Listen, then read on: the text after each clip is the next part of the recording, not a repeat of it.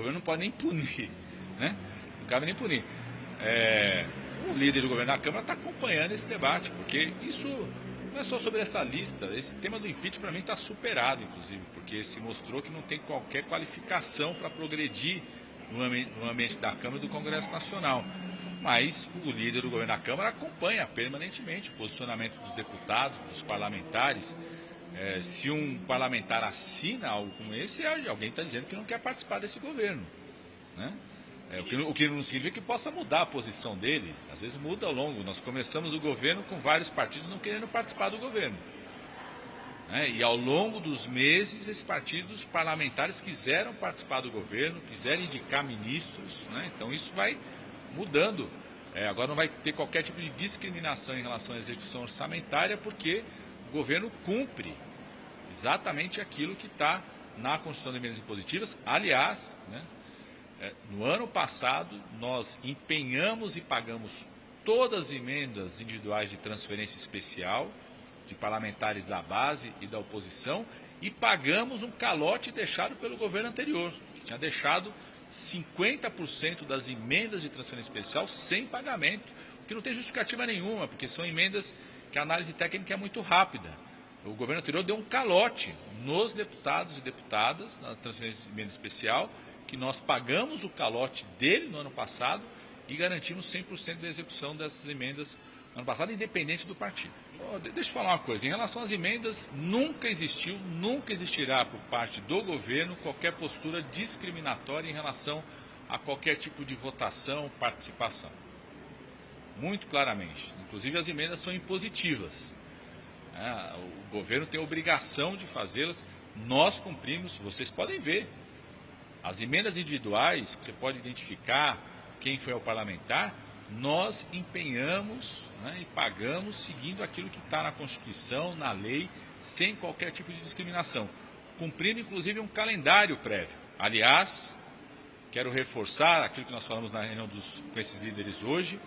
O governo já publicou o seu calendário de execução orçamentária e financeira no final da semana passada. Ele é um calendário diferente daquele cronograma que estava na LDO, por isso a gente não se comprometeu com aquele cronograma que estava na LDO, nós não nos comprometemos, né, em fazer qualquer tipo de derrubada de veto daquele cronograma. Pelo contrário, nós vetamos porque a LRF estabelece que quem define o cronograma de orçamento e financeiro é o Executivo. Publicamos o nosso cronograma no final da semana passada, está público esse cronograma, para que as pessoas possam acompanhar, e nós nos comprometemos com os líderes da CMO, reafirmamos esse compromisso hoje, que o valor que estava naquele calendário, aquela proposta da LDO, que dá mais ou menos 14 bilhões de reais, que nós vamos sim garantir o empenho deste valor até o dia 30 de junho, dentro do calendário eleitoral. Então, não vai ter qualquer tipo de postura discriminatória em relação a isso. Não, qualquer tipo de postura discriminatória em relação à execução de emendas. A outra coisa tem a ver com cargos, indicações, né? A ocupação dos cargos não tem a ver só com indicações políticas. A ocupação dos cargos tem a ver com a qualidade técnica, com o desempenho. Vamos misturar uma coisa com a outra em nenhum momento, né? E acho, inclusive, não deve existir parlamentar que assinou um pedido de impeachment, não deve ter indicado o cargo para o governo federal, tá certo? Não deve querer participar desse governo federal. Não tem essa lista, né? Essa lista não é uma lista pública.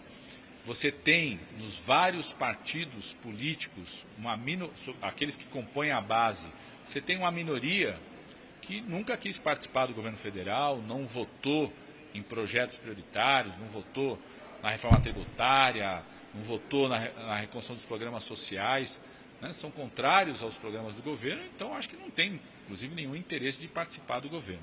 Alguém que sequer foi julgado ainda já está querendo uma anistia prévia sobre isso, né? O governo não vai pactuar, eu diria não só o governo, mas acredito que a sociedade brasileira não compactua com quem buscou atentar contra a democracia nesse país. Construíram atos preparatórios e um golpe no dia 8 de janeiro.